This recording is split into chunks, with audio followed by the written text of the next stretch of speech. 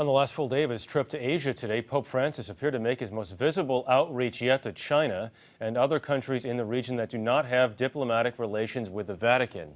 He said, quote, "Christians do not come as conquerors," and urged dialogue. Seth Doane reports from Seoul. Asian youth, wake up! Speaking to thousands of youth this afternoon, Pope Francis called on them to serve the marginalized and the lonely. The Pope started his day by granting a humble wish, baptizing Lee Ho-jin at the Vatican's embassy.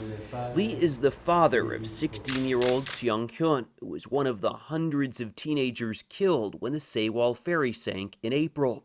Lee asked the Pope for this huge honor when they chatted at a private meeting for families of ferry victims on Friday. Lee took Francis as his baptismal name. What was it like to meet the Pope, to be baptized by the Pope? He says he'd felt a presence in the room and turned to see a smiling Pope Francis standing there. You seem very calm. Can you believe that you were just baptized by the Pope? There was a lot of turmoil and pain in my heart from the disaster, he said. But after meeting the Pope, I feel like a lot of that has been lifted. We've witnessed the effect this Pope has had on Koreans. On Saturday, an estimated 1 million people crammed into downtown Seoul. Seeing him was so significant for Lee Hwai-suk that she couldn't put it into words. That was your reaction to the Pope? Wow, this is quite a reaction.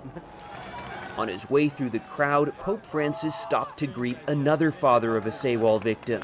Kim Young-oh has been holding a hunger strike protest to push the Korean government for more transparency in the ferry investigation. Days earlier, Kim told us he was confident he'd get to see the Pope. "I'm sure that I can meet him," he said, because he's always stood up for the poor and the weak. Throughout this trip, Pope Francis wore a yellow ribbon that symbolizes the ferry disaster. It's another way to connect with the grieving families among the joyful masses. Seth Doane, CBS News, Seoul.